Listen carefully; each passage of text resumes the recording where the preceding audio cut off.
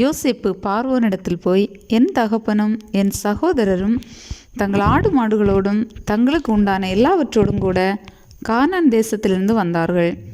இப்பொழுது கோசேன் நாட்டில் இருக்கிறார்கள் என்று சொல்லி தன் சகோதரரில் 5 பேரை பார்வோனுக்கு முன்பாக கொண்டு போய் நிறுத்தினான். பார்வோன் அவனுடைய சகோதரரை நோக்கி, உங்கள் தொழில் என்ன என்று கேட்டான். அதற்கு அவர்கள், உமது அடியராகிய நாங்களும் எங்கள் பிதாக்களும் மந்தை மேய்க்கிறவர்கள் என்று பார்வோனிடத்தில் சொன்னதுமன்றி, கானான் தேசத்திலே பஞ்சம் கொடிதாய் இருக்கிறது. உமது அடியாரின் மந்தைகளுக்கு மேய்ச்சல் இல்லாமையால் இத்தேசத்தில் தங்க வந்தோம். உமது அடியாராகிய நாங்கள் கோசேன் நாட்டிலே குடியிருக்கும்படி தயவு செய்ய வேண்டும் என்று வேண்டிக் கொண்டார்கள். அப்பொழுது பார்வோன் யோசேப்பை நோக்கி, உன் தகப்பனும் உன் சகோதரரும் உன்னிடத்தில் வந்திருக்கிறார்களே, எகிப்து தேசம் உனக்கு முன்பாக இருக்கிறது. தேசத்தில் உள்ள நல்ல இடத்திலே உன் தகப்பனையும் உன் சகோதரரையும் குடியேறும்படி செய். அவர்கள் கோசேன் நாட்டிலே குடியிருக்கலாம். அவர்களுக்குள்ளே திறமை உள்ளவர்கள் உண்டென்று உனக்கு தெரிந்திருந்தால் அவர்களை என் ஆடு மாடுகளை விசாரிக்கிறதற்கு தலைவராக வைக்கலாம் என்றான்.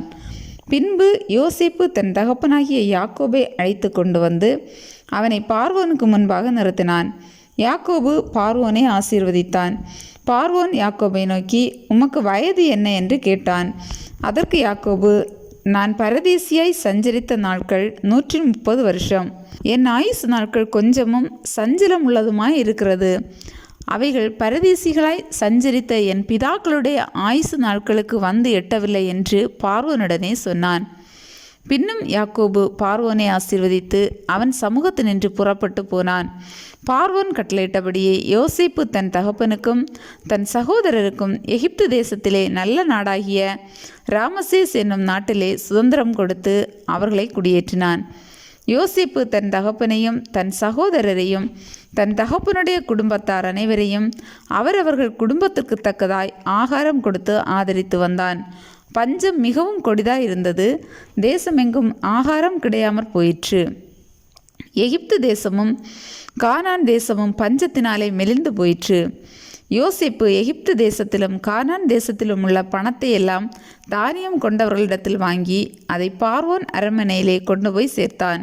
எகிப்து தேசத்திலும் கானான் தேசத்திலும் உள்ள பணம் செலவழிந்த போது எகிப்தியர் எல்லாரும் யோசேப்பினிடத்தில் வந்து, எங்களுக்கு ஆகாரம் தாரும், பணம் இல்லை, அதனால் நாங்கள் உமது சமூகத்தில் சாக வேண்டுமோ என்றார்கள்.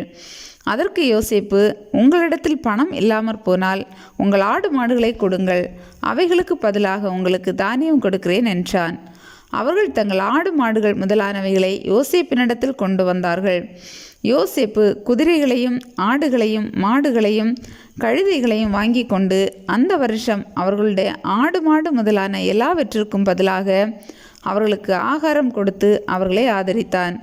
அந்த வருஷம் முடிந்த பின் மறு வருஷத்திலே அவர்கள் அவனிடத்தில் வந்து, பணமும் செலவழிந்து போயிற்று, எங்கள் ஆடு மாடு முதலானவைகளும் எங்கள் ஆண்டவனை சேர்ந்தது.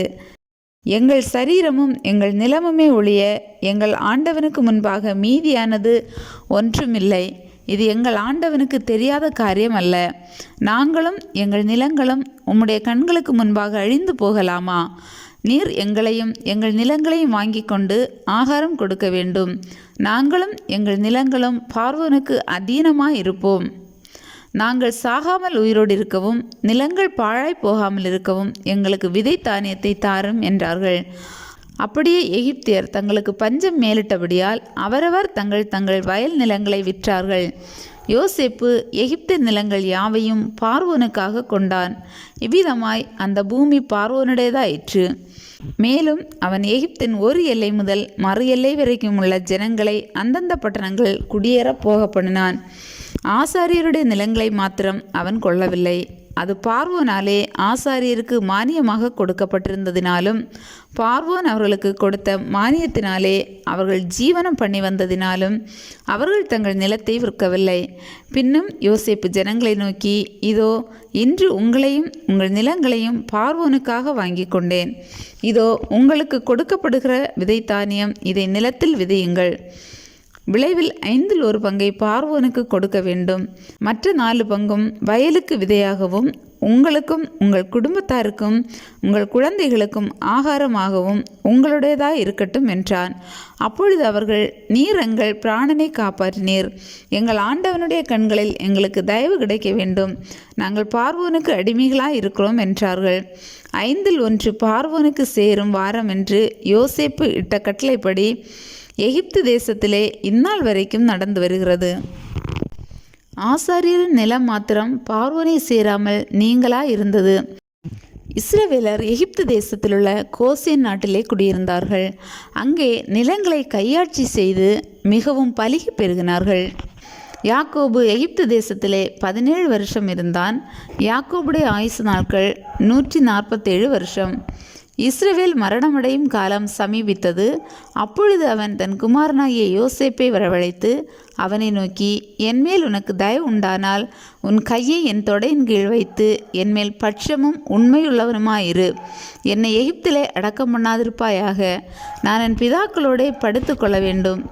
ஆகையால் நீ என்னை எகிப்திலிருந்து எடுத்து கொண்டு போய் அவர்களை அடக்கம் பண்ணியிருக்கிற நிலத்திலே என்னையும் அடக்கம் பண்ணு என்றான்.